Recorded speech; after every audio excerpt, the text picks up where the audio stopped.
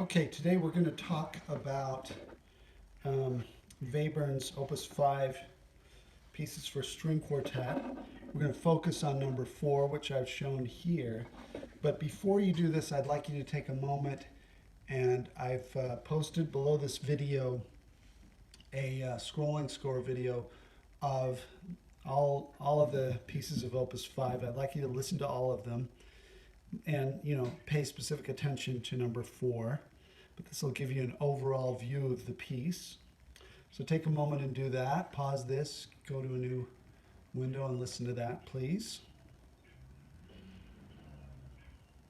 Okay, now let's have a look at this one. Now, what we're going to be focusing on today is inversionally symmetrical pitch class sets, or set classes. You remember, just to review, if we go in order from, oh gosh, I don't know what order this is, but we start from pitch. The piano has 88 pitches, right? From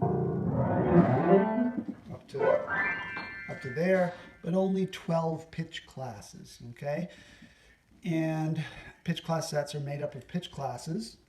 Pitch class sets don't have specific octave placements of their members. And then every pitch class set belongs to a set class. And this is the chart that lists all the possible set classes. So we're specifically interested in set classes that have fewer than 24 pitch class sets, because just again to review, a set class contains all the transpositions, all 12 transpositions usually, plus the inversion, which is the upside down version of the set class, and all of the inversions transpositions. Okay? So if we recall, if we were, for instance, to take the major triad, which would be 0, 3, 7, and of course, well, that's the minor triad, 0, 1, 2, 3, 4, 5, 6, 7. And we've got 12 of those. And then if we count down, in other words, the inversion, 0, 1, 2, 3, 4, 5, 6, 7. That gives us the major triad, 12 of those. So that's 24 pitch class sets. In other words, sets of pitch classes that belong to this set class, 311 or 037. We can call it either one. Now there are some, for instance, we talked about the 048 or even the 036. The 036 only has 12 members, this set class. That's because it's inversionally symmetric. 0, 3, 6, and 0, 3, 6. Now, if we get into the tetrachords, what we notice is that it's easy to tell the inversely symmetrical trichords because they have the same distance between the two, between the first and second and the second and third members of that set class. If we go to tetrachords, we can usually tell because there's the same distance between the first and second and the third and fourth. So for instance, now this doesn't always work, but it usually, well, it always works, but then there are some that don't have this property. But look at 0, 1, 4, 5, 0, 1, 1 apart, 4 and 5, 1 apart, 0, 1, 5, 6, same thing, 0, 1, 6, 7, same thing, 0, 2, there's 2 between those two, 3 to 5, the difference is 2, same with 0, 3, 4, 7. 3 minus 0 is 3. 7 minus 4 is 3. So we can usually tell inversional symmetry. Transpositional symmetry is a little trickier to perceive. But we pointed out how the 0, 3, 6, 9, which is the diminished seventh chord, if we transpose it by any multiple of 3, 6, or 9, we're going to get the same pitch class set. And it's inversely symmetrical as both. Okay, so let's look at, again, you've listened to the pieces for string quartet opus 5 by Webern. And let's break it down a little bit. Let's see, I've got this version. Actually, I think this is better. This is a little bigger and easier for us to see. I may have to crowd it a little bit. I apologize for that. Okay, so let's break it down into its sort of structure. And you'll notice I've already done this. This is one where I've already filled it out. I'm going to try this out and see how this affects us. So we have the A section, okay, very similar to the passage, the Schoenberg passage that we looked at from the Opus 11. Okay, so we have these chords with these little drones, and then this tiny little melody in the viola, and then this descending arpeggio that gets passed from the second violin to the cello, and then this other melody, da, da, da, da, da, da, and then an ascending version of a similar concept here. Then we have the B section. This is very different. Whereas the rhythm has been very halting and episodic in the A section. In the B section, we have an ostinato in the viola in triplets. And what we'll find is actually that the pitch class set content is quite different. And then we have this return. So it turns out to be ABA, but a very truncated, shortened version of the A. Okay? And so this is pretty straightforward. If you were to listen to that again, you would find that to be the case. It's pretty straightforward. So, you know, when we're analyzing music, we want to go through that process. We want to start with the overall structure, and then we want to get more specific. So let's hone in on specifics. Okay, so you remember the very first thing we're going to do is look at collections of pitches that fit together texturally, and this is very straightforward in this piece. For instance, we have this chord, and then this chord. And this first chord, let's see. I think I have that right, yeah. Amsteg, meaning with the mute on, that's the German for the mute on. It's very, or no, I'm sorry. Mitdämpfer is with the mute on. Amsteg means solponacello, over the bridge. So it's this very glassy, metallic sound. And what we end up having is this passage.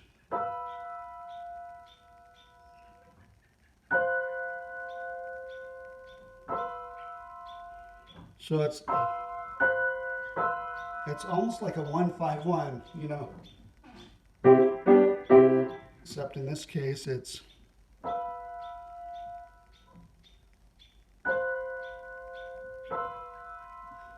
okay.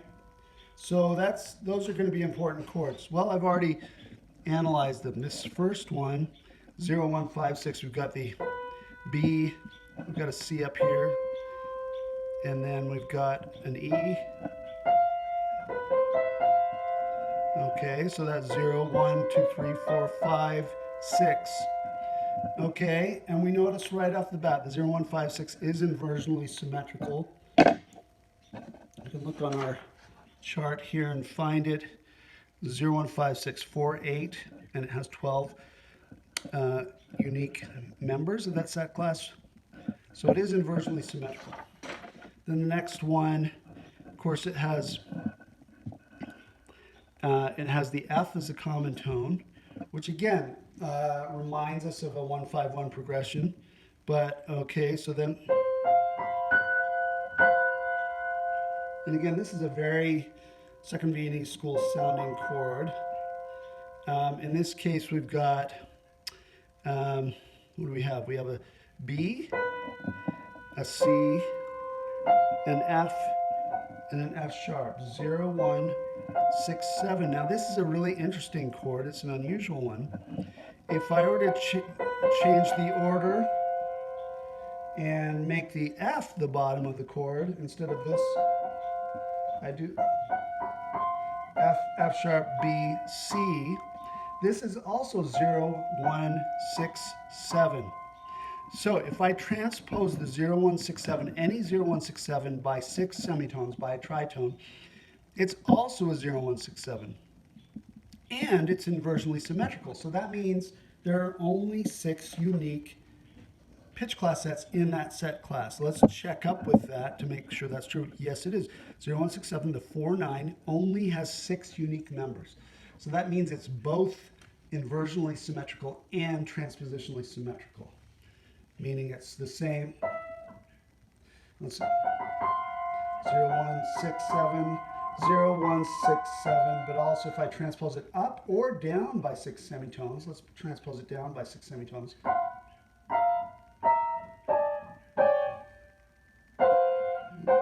Whatever, 0167, I have the exact same collection of pitch classes. And then we're back to the exact same 0156 that we had before, except in this case it's pizzicato rather than this fingered tremolo Umsteg Mitdämpfer. Well, it's still Mitdämpfer, but Umsteg. Okay, we're kind of ignoring the viola and the cello for now, which we can do. You know, we're trying to make a point here. We're trying to focus on one part of the texture in analysis. You can't cover everything, and that's all right. Okay, then we notice that he's gone back to this chord, and he's done it in a descending arpeggio. And then this one, we've got a F, B flat, E, B. Well, this is a 0167, but it's a difference, it's a transposition of this. Whereas this one is the exact, actually I'm wrong. No, I'm wrong, I'm sorry. I don't know why I wrote 0156. This is actually that exact chord. F sharp there, B there, F, C. And then we continue here. So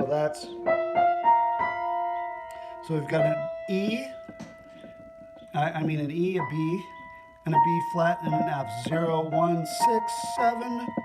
Okay, so this is a transposition of that chord. So we have this passage where very ghostly.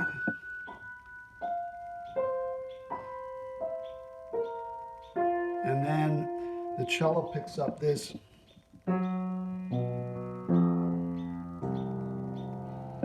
Okay, so this cello picks up this. We've got an F sharp, a B.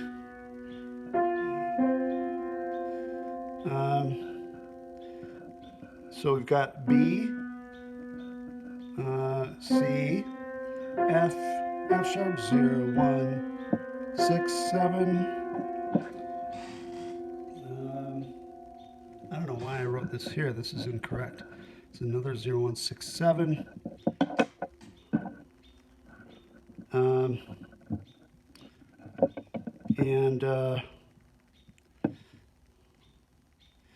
So a series of descending 0, 1, 6, 7s.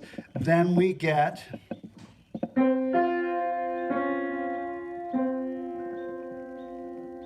if we combine this little melody, which, and we also get that here. We combine these. We combine this with the F sharp and the viola. Let's move that up an octave. 0, 1, 5, 6. There's our 0, 1, 5, 6. Of course, same thing happening here. 0, 0, 1, 5. If we combine that with the F sharp there or with there, 0, 1, 5, 6. Or we could take these 4 pitches. So in the first violin, that's the tune right there. Boom, boom, boom, boom, boom. Well, if we, it kind of shifts, like sort of like up a half step. Again, it's a little cadence to end the passage. Well, then when we switch to that, take the D and the C sharp and the G and the F sharp here. Let's move these guys up an octave. That means we've got a C sharp, a D, F sharp, G, 0, 1, 5, 6. Okay? And then something really cool happens here. We have this, we have these arpeggios that are made up of fourths and fifths.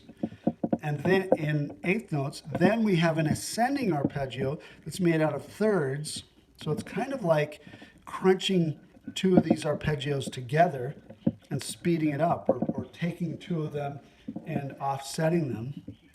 And we get this, this arpeggio here, which if we look kind of closely, I'll move up my phone a little bit, you can see that the ones that are marked with pencil form the 0, 1, 6, 7, and the ones that are written in blue pen form the 0, 1, 5, 6. Now I've left out a few notes. Let's look at this a little more clearly, so that I don't want to con you here. Let's see what we got here. Okay, so the ones in blue, we've got a C.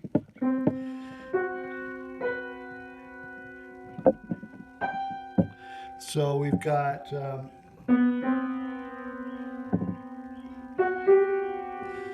an F sharp, F sharp, F sharp, G. So there's our F sharp, G, 0, 1, B, C, 0, 1, 5, 6. And then the remaining C, we've got C, C sharp here, and then F sharp, and then G. So we also have a 0, 1, 6, 7 embedded in this. And again, my assumption, and I think it's a pretty good one, when I'm looking at music from the Austro-German tradition, there is this tendency to have two ideas that both oppose each other and also combine. And that's the thesis, antithesis, synthesis. We find this a lot. So in other words, 0, 1, 5, 6, 0, 1, 6, 7, then descending arpeggios that form the 0, 1, 6, 7, and then this kind of more lyrical passage that really hones in on the 0, 1, 5, 6. Then an ascending, quicker arpeggio that seems to combine both. Then we have this middle passage, kind of like the development section, I guess, where in the viola pizzicato we have this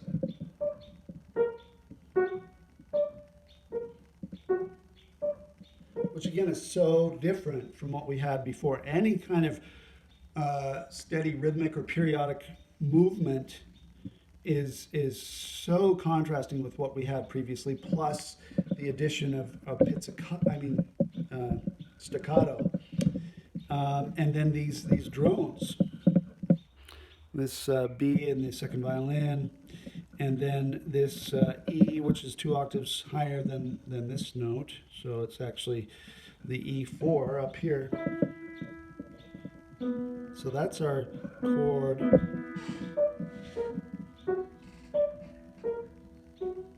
I haven't even bothered to look, see if there's something there.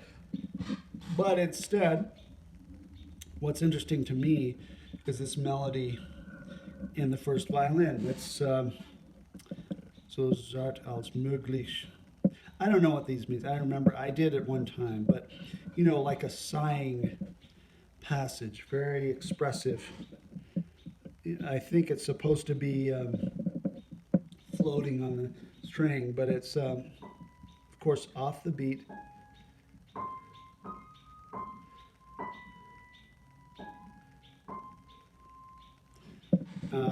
So in other words, it's interesting because it's kind of in a triplet sort of feel, but different triplets from what we have in the viola. This is we're using normal eighth notes, and these are triplet eighth notes. But anyway, these of course form the 0-1-4-7, which is like the split third major minor triad, plus this, which is of course inversely symmetrical. We can of course look at our chart here. 0, 3, 4, 7. There it is, 4, 7, and there are 12 members because of course it's the same up as it is down. So nothing really happens here. This is like a steady state passage, whereas the first passage definitely was not steady state. It was kind of episodic, and it definitely had a feeling of progression, gentle progression, but progression nonetheless. And however, to tie it into the A section, the first A section, we have this ascending arpeggio. In this case, it's in triplets rather than what we saw before, 16th notes. It's a transposition of that. So that one started off on C, this one starts on F, but it's the same exact intervals. So it's transposed down a perfect fifth. And then it's in triplets, maybe reflecting this sort of motion to triplets in this. But anyway, a little transition from the B section, which is so different, into the A prime section. And then the A prime section, we skip the this opening passage with the, kind of like the 1-5-1, and with these descending arpeggios, and we go straight to this, which doesn't look like that's what's happening. We can see it in the second violin. And then this passage, we might call it Hetero Phonics. So, everybody's kind of playing on the same tune, but they're a little bit offset, and they're taking up different pitches in that passage. For instance, look at the cello. So the second violin is playing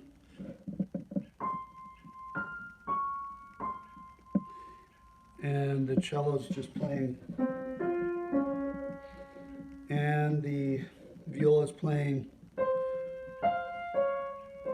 Well, these guys are in octaves actually, and then you remember that, and then the first violin, super high, so that's what's written, but then it's 2 octaves higher, it's touch at the fourth, so that means it's the fourth harmonic. So really we're missing. We don't really get even that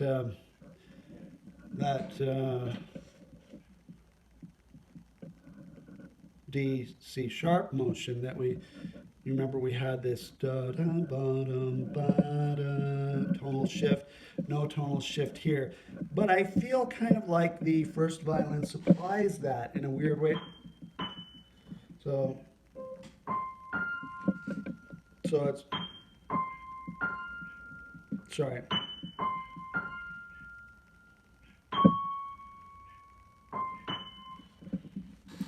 It's just the way I hear it. And then we have this wonderful chord here, which harkens back to this chord. I think there's a definite connection. Except here it's quite high, 0-1-5-6. And here we have low and 0-1-6-7. So it's kind of like, I don't know. Again, this idea of progression from 0-1-5-6 to 0-1-6-7, which we got right at the beginning.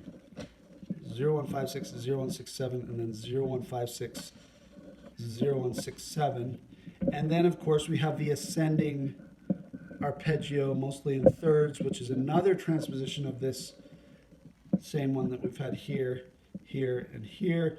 We have it, and here we had it in sixteenths, then it went to triplets. Now it's gone to quintuplet 16th notes. And we've gone from starting on C to F to starting on G sharp. I don't know. I don't know the significance of that. F minor triad. So, anyway, so that is the fourth movement of Webern's Opus 5 pieces for string quartet. I think a pretty good analysis. I'm glossing over a lot of things, but you can kind of see that it's fun to do this kind of analysis. I think I mentioned before, there are some wrong answers, but there's so many right answers, and there aren't that many wrong answers. I mean, as long as you're being honest, and as long as what you're looking for, what you're describing, rings true and makes sense and is interesting and makes it possible to understand a piece better, then I think that's good. And again, the overall concept here is almost all inversionally symmetrical tetrachords. That's what I think dominates this piece. 0156, 0167 especially, but then we have this 0347, which comes in the middle, and then we've got these very simple textural ingredients. They're not even, this is music, with Webern, and we're going to talk more about Webern. Webern is a composer who basically invented pointillism, musical pointillism, but it's music that's made up of very small chunks, okay? The fact that we call this is the longest melody in the whole piece, and it's just barely over 2 bars long, and it feels like a kind of a long lyrical passage in the context of, the other melodies, da da da da da da. So, music that's compressed and that is fun to analyze for that reason. We should, I can't remember if we talked about this, but this idea of short pieces or short movements was a definite feature of this era, this free atonal era. And Schoenberg even talked about it when he talked about inventing the 12-tone system, is that he felt like without any structure or system or musical technical harmonic structure, that it was very difficult to generate longer pieces of music. Whereas if you have tonality, then you have tonal fields hovering around a tonic and different key areas, and you have ways of generating longer structures. Think of Beethoven's symphonies, for instance, which you can have a movement that lasts for 15 minutes, and that's possible because there's always this pull of a tonal center that enables a composer to spin out a dramatic structure. Without the aid of tonality, Schoenberg felt that he was left to write these short, episodic, epigrammatic pieces that, to my mind, they're charming and fun to listen to and thought-provoking. They're like poems. So anyway, okay, that should be it. And I will put up a photo of this page so that you can look at it. I'll put it in a link beneath this video. Okay, bye.